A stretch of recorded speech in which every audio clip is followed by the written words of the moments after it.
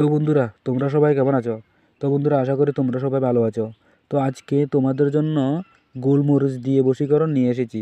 তো এই গোলমরিচ দিয়ে বশীকরণটি কীভাবে করবেন, তো এই গোলমরিচ দিয়ে বশীকরণটি করতে হলে কী করতে হবে? তো বন্ধুরা, আমি প্রতিনিয়ত তন্ত্রমন্ত্র বিষয় নিয়ে ভিডিও দিয়ে থাকি।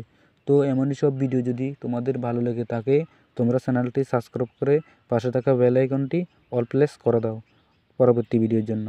তো বন্ধুরা, এই গোলমরিচ দিয়ে বশীকরণটি করতে হলে তোমাদেরকে গোলমরিচ নিতে হবে। গোলমরিচ নিয়ে তার সাথে মধু নিয়ে একসাথে মিশিয়ে যাকে খাওয়াতে পারবে সে আপনার বশীভূত হবে। তো বন্ধুরা, গোলমরিচটি কীভাবে খাওয়াতে হবে তোমরা আমি যে নিয়মে দিব সেই নিয়মে করতে হবে।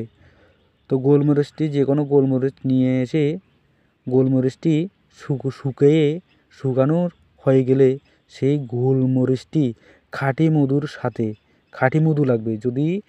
যদি খাঁটি না হয় এই কাজ করলে কোনো ফলই পাবে না। খাঁটি মধু নিয়ে সেই মধুতে মিশিয়ে গোলমরিচটি মিশিয়ে যে কোনো নারীকে পানের সাথে হোক, যে কোনো খাবারের সাথে হোক খাইয়ে দিতে পারলে তৎক্ষণাৎ সে বশীভূত হয়ে যাবে। যে খাওয়াচ্ছে তার জন্য পাগল হয়ে যাবে।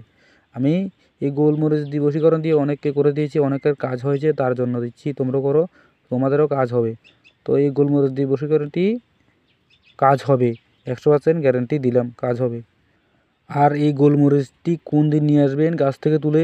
এই গোলমরিচটি আপনি যে কোনো শনি অথবা মঙ্গলবার দেখে নিয়ে আসবেন, গাছ তোলার মন্ত্র বলে। তো মন্ত্র বলে নিয়ে এসে গাছ তোলা মন্ত্র বলে এই গোলমরিচটি নিয়ে আসে, তারপর কাজটি করুন। আমি 100% গ্যারান্টি দিচ্ছি কাজ হবে। তো ভিডিওটি যদি কোনো অংশ বুঝতে না পারো কমেন্ট করো, আমি তোমাদেরকে কমেন্টে বুঝিয়ে দেবো।